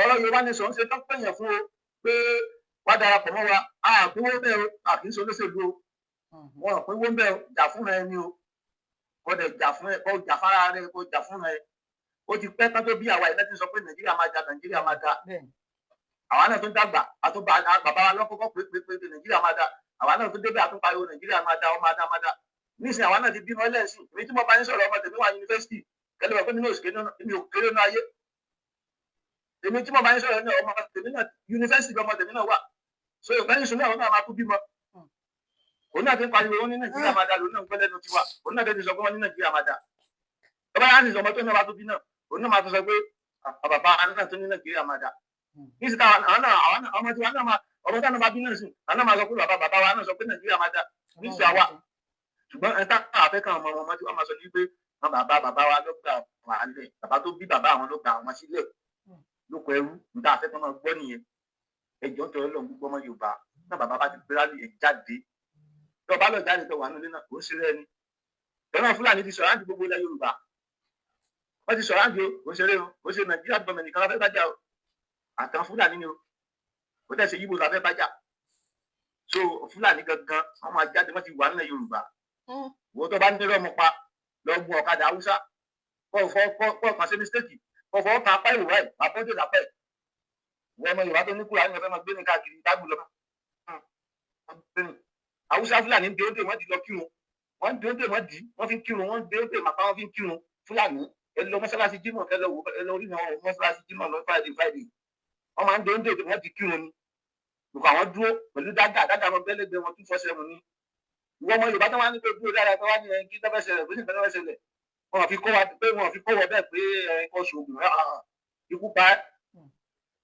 ikú pa ni o bàbá tó bí èmi ìmáàmù tó ń lídìí òun ni o èmi tí mo sọ bàbá tó bí èmi ó máa ń lídìí òun ni ìmáàmù mọ́sálásí tó ń lídìí òun lẹ́kọ̀ọ́ ló máa ń kírun fún wa ìní ásámù ìrun àárọ̀ ìrun gbogbo ẹ̀ òun ló máa ń lídìí òun so kọ́ wa sọ pé kí ni wàá sọ pé torí pé bàbá tèmi ń kírun bàbá tèmi dẹ̀ tó ní Ògún ni ọmọ Ògún ni Ògúndélé là ń jẹ́ ní family house wa so kò sọ pé torí pé òun ń kírun fún yàn kó fi Ògún bàbá ẹ̀ lẹ̀ òun náà fẹ́ jẹ yẹn sùn yẹn torí pé kí ni àwọn alálẹ̀ tó jẹ́ bàbá tiwa tó gbé ṣe tó fi àwọn alálẹ̀ tiwa irú Ògún yẹn ṣe táwa aláwa nínú family tiwa rẹ Ògún àwọn Ògún yẹn máa béèrè àwọn alálẹ̀ tó fi Ògún yẹn lẹ̀ fún wọn máa béèrè bàbá wa wípé ta sílẹ̀ fẹ́ kílé tó fẹ́ bá wọn nítorí ẹ̀ táwa sọ́nà nìyẹn tó gbà wá lẹ́lẹ́ wa nílé tiwa ni mo sọ fún yẹn so ìyẹn wọn Yorùbá ẹ jáde tán ìyá mi kò ní bàjẹ́ fún yín àbúrò lásìkò ọmọ ọlọ́àbí tó bá dé inú ẹ̀ adòdìdì ẹ jáde tán ẹ ṣe gan ẹ ṣe so ẹ jẹ́ kí n play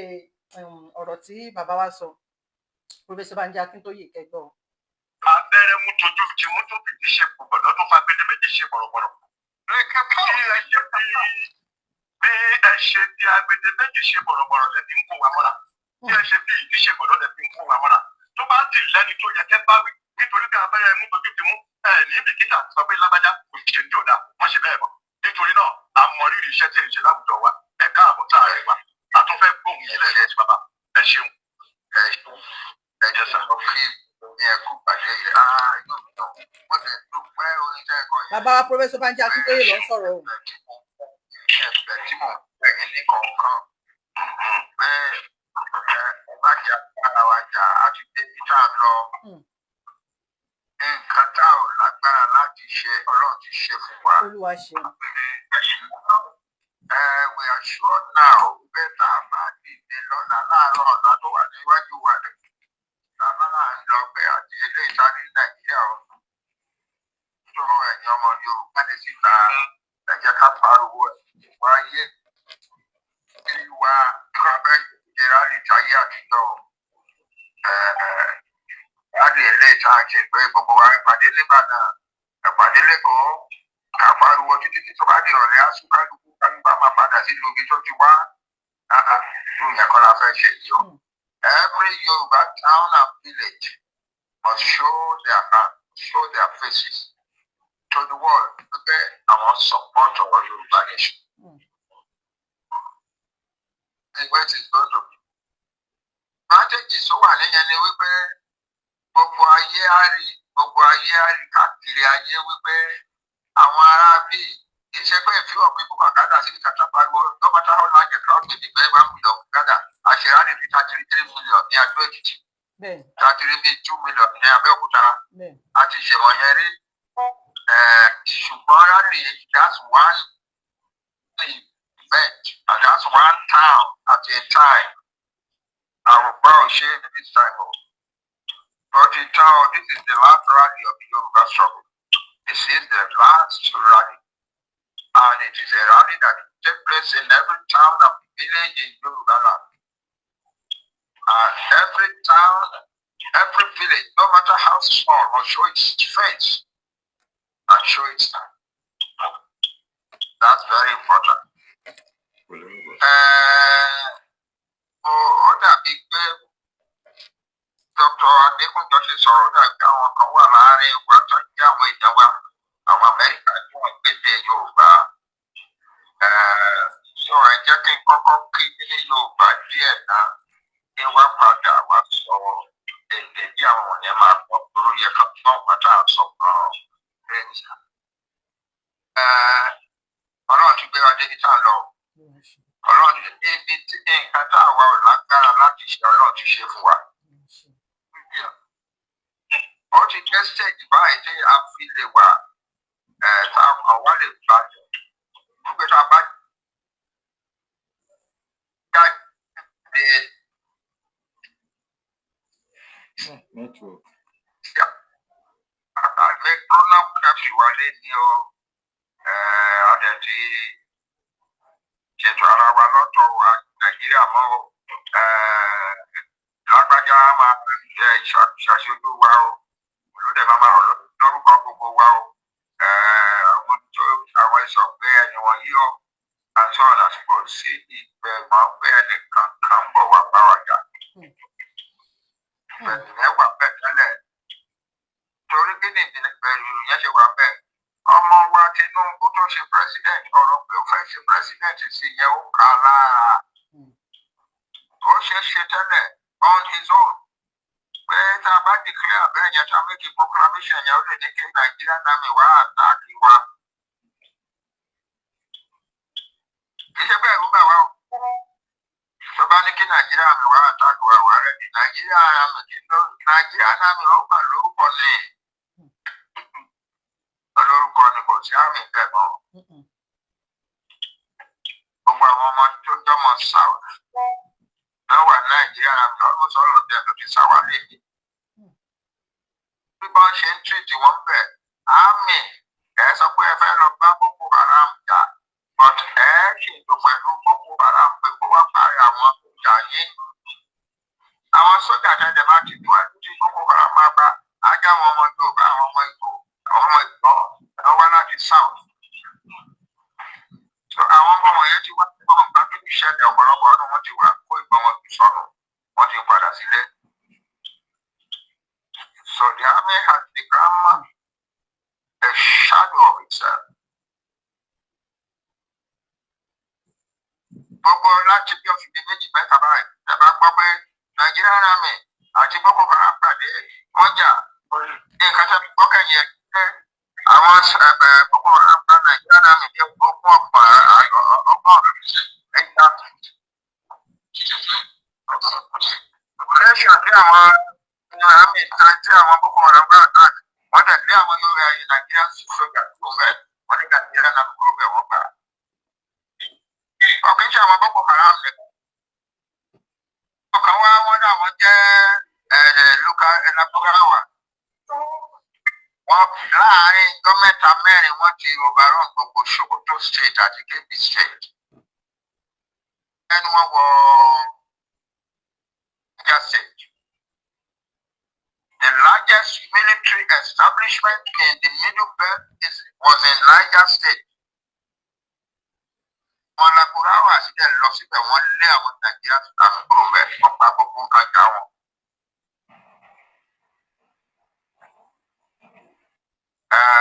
Wá sọ pé ẹ̀yin Nàìjíríà náà bí a mọ̀ pé kò sí ìgbà tó ń jẹ́ Nàìjíríà náà mọ̀ ẹ̀ka ṣàkárà ni. Anyway, we are ready to defend our land. Mo fẹ́ fọkàn yín balẹ̀. Àdúgbò púpọ̀ lọ́wọ́ àwọn èèyàn wa tó wà nídìí ọ̀rọ̀ defense. Lọ́wọ́ ọmọ wa Sunday Igboho. Lọ́wọ́ bàbá wa Ganiraji, Brigadier General Ganiraji. Ìtayà ó ti pẹ́ tó fi lé fọ̀nà ẹ̀ sílẹ̀ tó wá lóun máa wá sáàbù Yorùbá nation. Wọ́n á kọ́ wà fún bá ṣe defend ara ẹni. How to fight and defend your land. Àdúgbò púpọ̀ lọ́wọ́ wọn. Wọ́n sì dúpẹ́ lọ́wọ́ àwọn leaders wa. My two deputies, Káyọ̀dé Mọ̀lá in the diaspora and Akínọlá George Akínọlá in the homeland. Mo dúpẹ́ lọ́wọ́ ẹ̀yin méjèèjì òṣìṣẹ́ tẹ̀ ń ṣe o. Mi ò lè describe it. ó ti iṣẹ́ àìsàn àìwọ pátápátá lè ṣe educated work that is contributing mightily to the struggle. Gbogbo Yorùbá dúpẹ́ lọ́wọ́ ni o. Lẹ́yìn tí mo dúpẹ́ lọ́wọ́ gbogbo ẹ̀ tó máa jẹ́ kúkà ẹ̀jẹ̀ àwọn YS in every country of the world and in every state Yorùbá state in Nigeria. I dúpẹ́ lọ́wọ́ ni o. The day of the Lord, the day of the Lord in the life of the Yoruba nation has come. Oh, yes. Ẹlẹ́ ọ̀gá iṣẹ́ àtún agbẹ́jáde tá a máa bá jáde lọ́dún méjì mẹ́ta lé ní ọ̀rọ̀ rárá o. Ọlọ́run máa jẹ láìpẹ́ láì dènà a máa gbé àwọn èèyàn àgbẹ̀jáde tó máa lè ti jáde.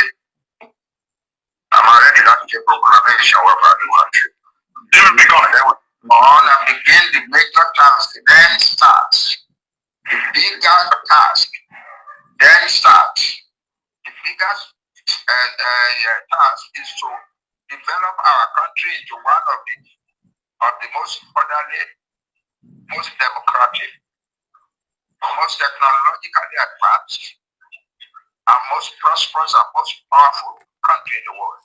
That's our task. That's where we're going. The plans for it are already partly in existence. We are ready to go.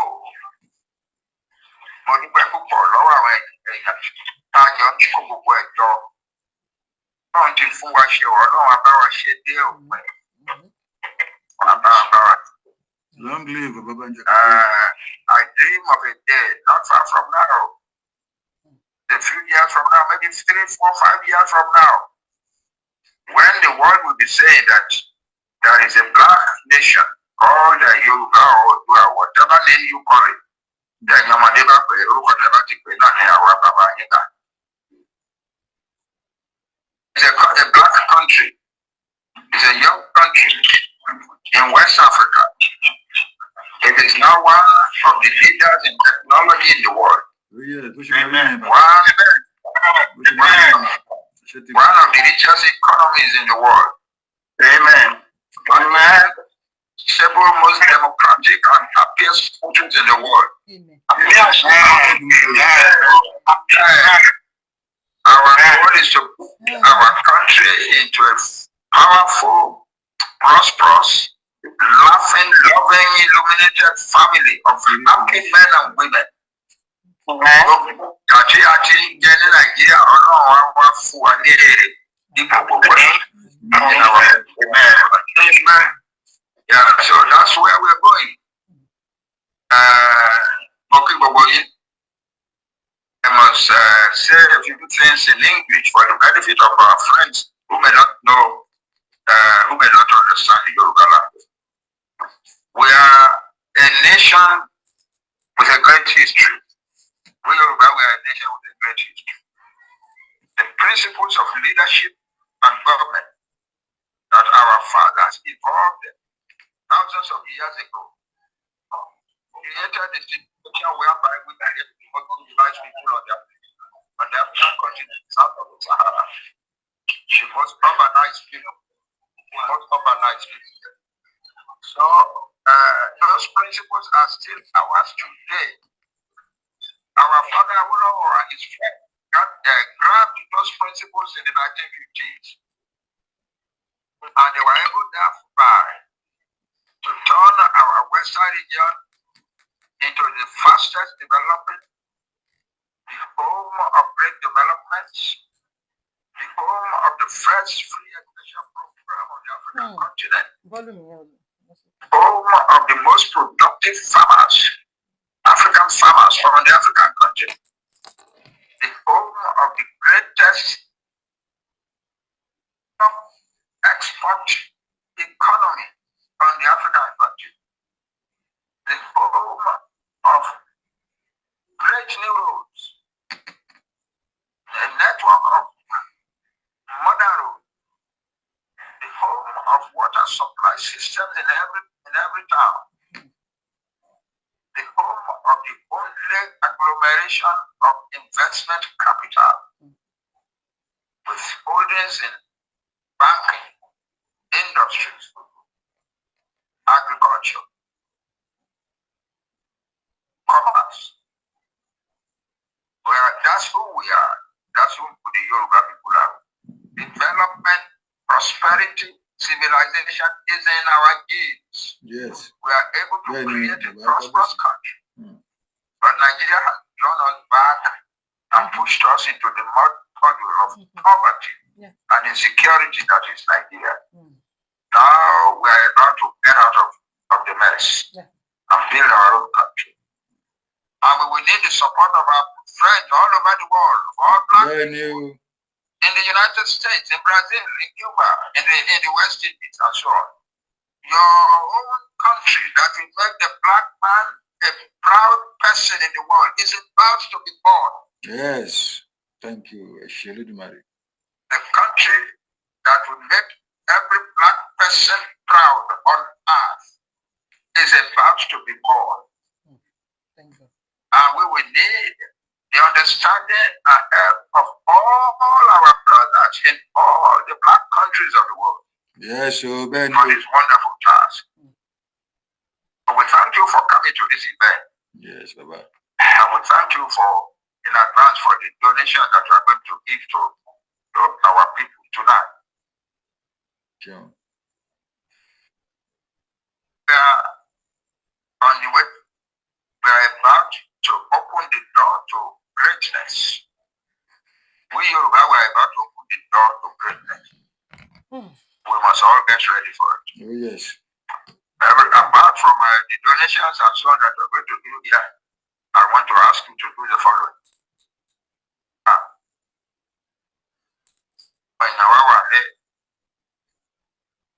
Going through the most excruciating pains, economic pains, too much that you have ever been into. And yet we want them to prepare for this event, for this great event at this time. So if you have been sending some little money to your families back home, I urge you now, increase it a little, so that our people can buy food, keep it ready. Yes. For the great event. And it's a way young and very affectionate, but by the grace of God, we go that far. After we have established ourselves in the streets for 2 days, we should be ready to take our lead of Nigeria. Yes. That's it.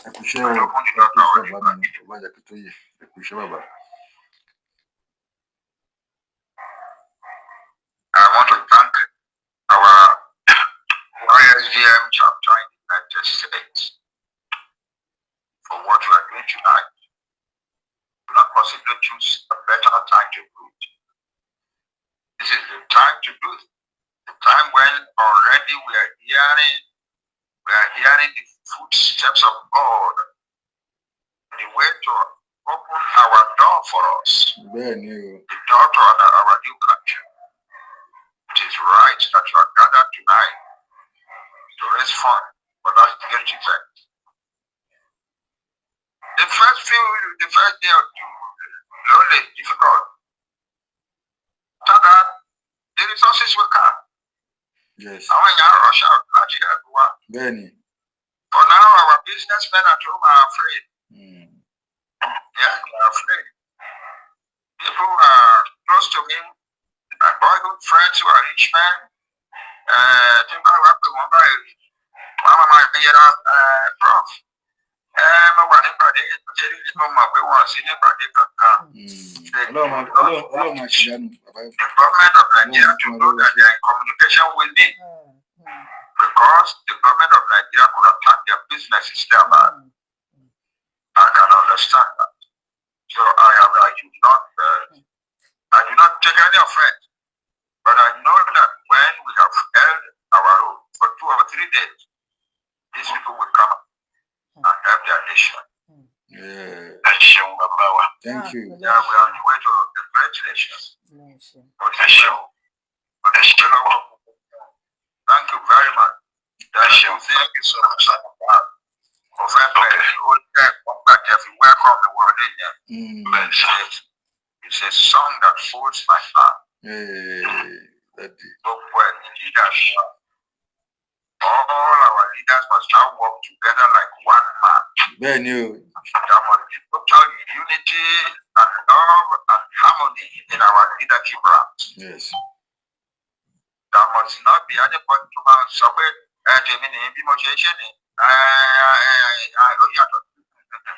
whoever has any ideas about what to do among us leaders or has collected some ideas from our people must bring it to the leadership for them to resolve and take action upon. That's the meaning of unity. Unity is not just love one another. Unity is surrender, discipline, surrender to the group. Surrender, discipline, surrender to the group. So, I'm very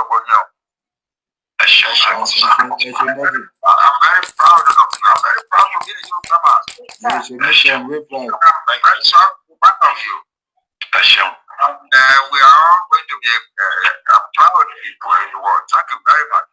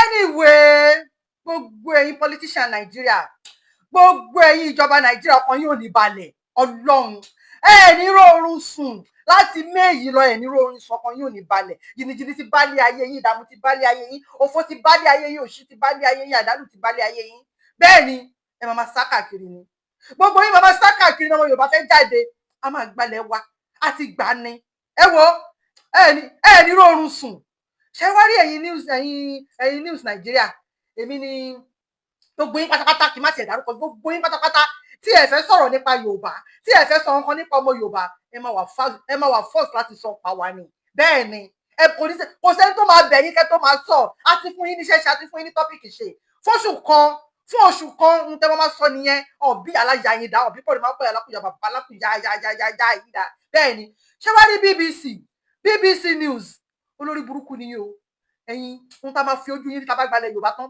BBC News ìhun tá a bá fi ojú yín ríta àkọ́kọ́ náà tiẹ̀ máa kọ́kọ́ lé yín níná BBC News àfẹ́yìn nílẹ̀ Yorùbá torí ká lábọ̀dé ní yín tá a bá ti bá tán BBC News Yorùbá àfẹ́yìn torí wípé nígbà tí Sunday Adéníyì Adéyẹmọ Ìgbòho ṣà pẹ̀lú gbogbo àwọn ọmọ Yorùbá tó lọ ṣe rally ní number 10 Downing Street ní last year iwájú BBC News ni wọ́n ti bẹ̀rẹ̀ o iwájú BBC News dẹ̀ ṣe wípé bí àwọn ò rí wa alábọ̀dé ní torí Nigeria government gbé ṣé yẹn ń ṣe news àbí bẹ́ẹ̀ kọ́ àwa lẹ́jẹ́jú wa àwa gan ajẹ́jú yín àjẹmú yín àjẹ gbogbo ara yín kì í ṣojú yín nìkan la máa jẹ Ọlọ́run tá a bá ti gbalẹ̀ Yorùbá tán ọ̀bí rẹ̀ ẹ má jẹ́ àrí yín bẹ́ẹ̀ o ẹ má jẹ́ àrí yín tẹ́ ẹ bá fẹ́ wá bá wa ṣiṣẹ́ pọ̀ BBC News Yorùbá èyí ni mo bá wí tẹ́ ẹ bá fẹ́ wá bá wa ṣiṣẹ́ pọ̀ ẹ ṣe máa sign new contract pẹ̀lú àwa ni pẹ̀lẹ́ bẹ̀ẹ̀dẹ̀ ni tá a máa sọ fún yín pé báyìí la fẹ́ báyìí ni àfẹ́ torí ohun tẹ́ fojú wa rí ìgbà fojú là mọ̀ rẹ̀ ohun tẹ́ fojú wa rí nígbà tá a ti gba Yorùbá wa àwa náà àfojú yín wọn máa bo àfimú yín wọn máa bo lórí burúkú ní BBC News àfẹ́yìn tá bá gba Yorùbá nation wa tán àìṣe máa consider yín àìṣe máa gbé application wa tá bá máa gbà yín tó lórí burúkú ní ẹ̀yin ìjọba Nàìjíríà ọmọ Nàìjíríà ṣé ti gbọ́ ohun tí bàbá wa sọ àti gba ilẹ̀ wa kò sí ohun tẹ́ lè ṣe fún wa ẹ̀yin rán mi ẹ̀yin ọmọ Yorùbá ẹ jẹ́ ká jáde ẹ remain focus ẹ má jẹ́ kán distract wa oríṣiríṣi ọgbọ́n ṣe ní Nigeria government wọ́n wò ni o kíní déètì lọ dúró dè o ẹ mọ̀ pé lórí burúkú ni wọ́n déètì lọ dúró dè báyìí o wọ́n ti mọ̀ pé mọ́ǹtì ara wọn ti ń tọ̀ sí ṣòkòtò ní gbogbo tí ṣòkòtò sí ṣòkòtò wọ́n kàn pretend ni déètì lọ dúró dè tó bá rí déètì báyìí ẹ má wá surprise tá bá rí oríṣiríṣi nǹkan o oríṣiríṣi temptation oríṣiríṣi nǹkan tó bá ń gbé wá o ẹ jẹ́ ká remain focus ẹ má jẹ́ ká wà distracted ẹ fi wọ́n sílẹ̀ ara ń ta wọ́n ní ẹni tá nà lára ń ta wọ́n ní o ẹ ra fi wọ́n sílẹ̀ ẹ jẹ́ ká wà ṣáà jáde pé rally ìtàláwà ìtàláwà ní kẹ́jẹ́ ká ṣe o ẹ jẹ́ kí o gbá jáde nínú báàgì yín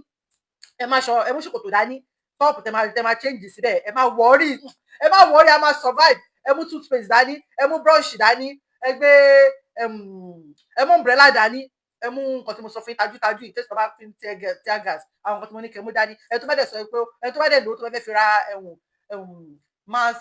mask tí wọ́n máa fi bo ojú bomú yẹn tí tear gas òfin níwọ̀nyàn lójú ẹ rà á dání ẹ jẹ́ ká sì dira wá ká dira jáde ni ẹ gbọ́ nǹkan tí bàbá wa sọ kò lè kọ́sẹ̀ kan tó bá a máa gbà ni kò bá ìjọsẹ̀ méjì náà la lò ó ta ìtàláwà ni a máa gba ilẹ̀ wa ká tó wọlé bẹ́ẹ̀ ni tọ́lọ́run ti sáìn ni àwọn ló ní ìṣòro Nàìjíríà gọọmenti ló ní ìṣòro so ṣe ti gbọ́ àdá fún alágbára Ọlọ́run àní jẹ̀yàmọ̀ àwọn ò ń ṣe Nàìjíríà àjíríyàmọ̀ Yorùbá ìran Yorùbá ni wá Yorùbá ni mí Yorùbá ni ìran mi so ẹ ṣé mo dúpẹ́ ẹ ṣé gan ẹ ṣé ẹkọ àtàárọ̀ oníyan ẹ ṣé ọlọ́kà ẹ ṣé ẹ̀yin tẹ́ bá mi jẹ́ ẹ ṣé mo dúpẹ́ ẹ ṣé ẹkọ àìbínú ẹ ṣé gan thank you so much ànípàdé ayọ̀ bye.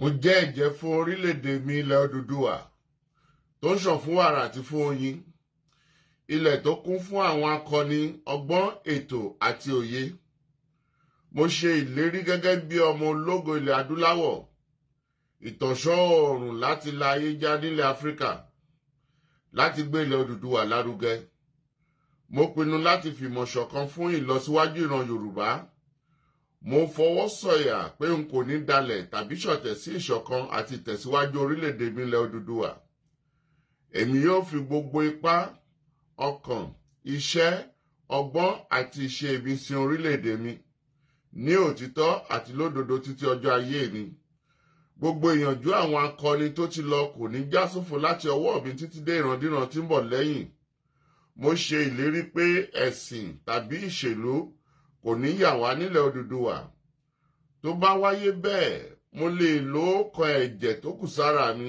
láti fi ṣègbè àti jàjàgbara fún orílẹ̀-èdè mi ilẹ̀ Odùduwà ìran Yorùbá èdè kan àṣà kan àti ìṣe kan ló so wá pọ̀ láéláé lágbára Elédùwà.